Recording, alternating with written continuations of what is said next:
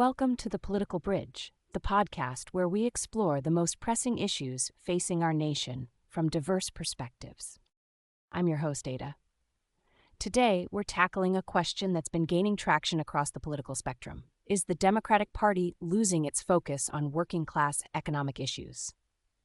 For decades, the Democratic Party was seen as the champion of the working class, advocating for unions, fair wages, and social safety nets.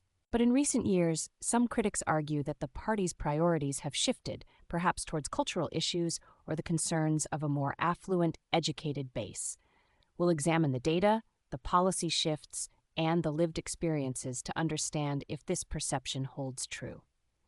Joining me today to unpack this complex topic are our regular contributors, Nico and Jordan. Nico, let's start with your perspective. Thank you, Ada. The data strongly suggests a significant drift. Historically, the Democratic Party's core appeal was its economic populism, but that has eroded. Look at the voting patterns. Working-class voters, particularly non-college educated whites, have increasingly moved towards the Republican Party. In 2020, former President Biden lost ground with these demographics compared to previous Democratic candidates. This isn't just about cultural issues. It's about perceived economic priorities. When the party emphasizes climate change policies that raise energy costs or pushes for regulations that impact manufacturing jobs without clear, immediate economic benefits for these communities, they feel left behind.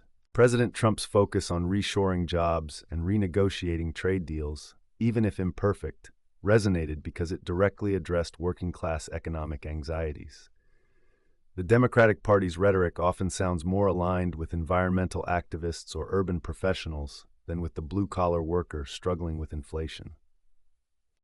Nico, I think that's a mischaracterization of the Democratic Party's current platform and its commitment to working families. While voter demographics are complex, the party's legislative agenda under former President Biden, for instance, included the Bipartisan Infrastructure Law, which is creating hundreds of thousands of good-paying union jobs, and the Inflation Reduction Act, which aims to lower healthcare and energy costs for millions. These are direct investments in working-class communities and their economic well-being. Furthermore, the push for a $15 federal minimum wage, strengthening unions, and expanding affordable childcare are all core economic issues that disproportionately benefit working-class families.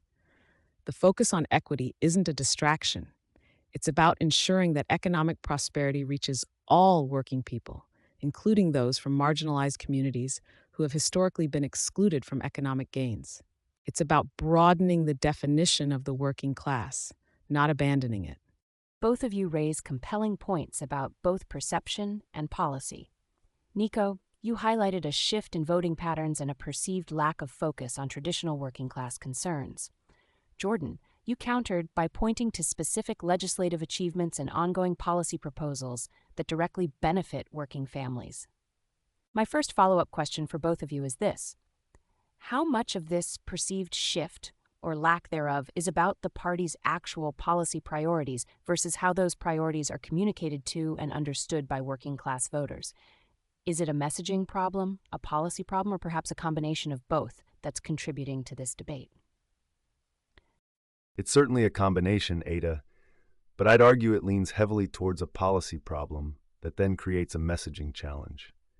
The Democratic Party's policy proposals often come with significant regulatory burdens or environmental mandates that, while well-intentioned, can be perceived by working-class communities as job killers or cost increasers. Take the push for rapid transition to green energy. While admirable, if not managed carefully with retraining and economic development for fossil fuel communities, it's seen as a threat. President Trump's America First economic nationalism, focusing on domestic production and tariffs, directly addressed the anxieties of workers who felt global trade had hollowed out their industries. The Democratic Party's messaging often fails to connect its broader social and environmental goals to the immediate, tangible economic security of these families. They're talking about long-term systemic change when many are worried about next month's bills. Nico, I think you're oversimplifying the impact of Democratic policies and underestimating the intelligence of working-class voters. They understand that climate change, for example, isn't just an environmental issue, but an economic one, impacting agriculture, infrastructure, and health. The investments in green energy are creating new industries and high-paying jobs, not just eliminating old ones. The issue isn't a lack of focus on working-class economics, but perhaps a broader definition of what constitutes those issues. For many working families, affordable healthcare, childcare, and protection from predatory financial practices are just as vital as manufacturing jobs. The party is addressing these holistically. The challenge is cutting through the noise and disinformation, often amplified by conservative media, that misrepresents these policies as detrimental to working people. The party is fighting for economic justice for all, which includes robust support for unions, fair wages, and a strong social safety net, alongside addressing systemic inequalities. That's an important distinction, Jordan, between the breadth of economic issues and how they're perceived. Nico, you're highlighting a perceived disconnect between the party's rhetoric and the immediate economic anxieties of some working-class voters. Jordan, you're emphasizing the comprehensive nature of the party's economic agenda, arguing that it addresses a wider range of working-class needs. For my second follow-up, let's try to steelman the other side. Nico, what's the strongest argument you can make for why the Democratic Party is still focused on working-class economic issues, even if you disagree with their approach?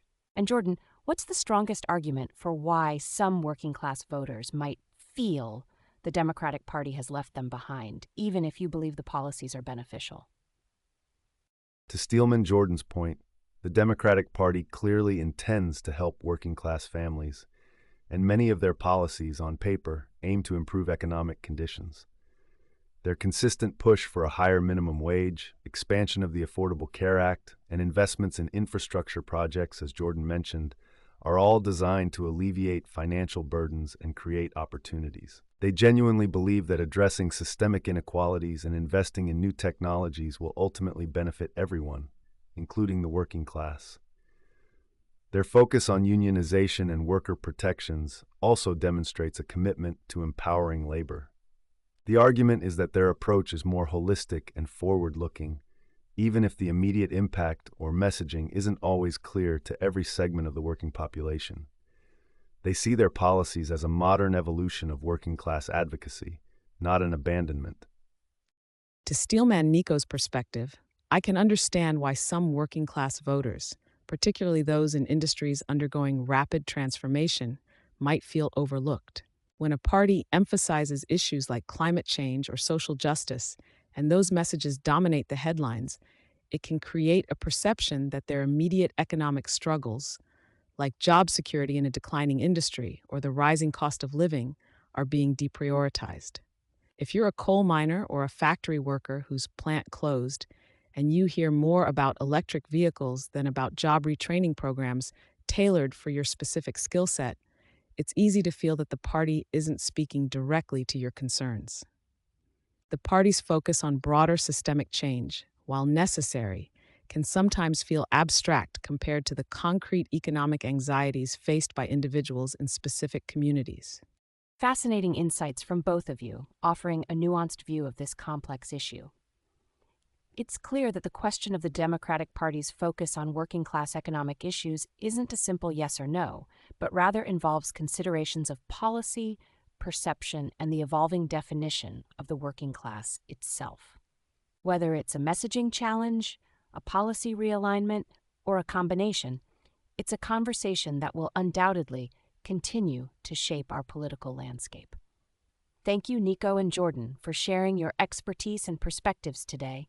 And thank you to our listeners for tuning in to The Political Bridge. We encourage you to delve deeper into the data and form your own informed opinions. Join us next time as we bridge another divide. Until then, stay curious and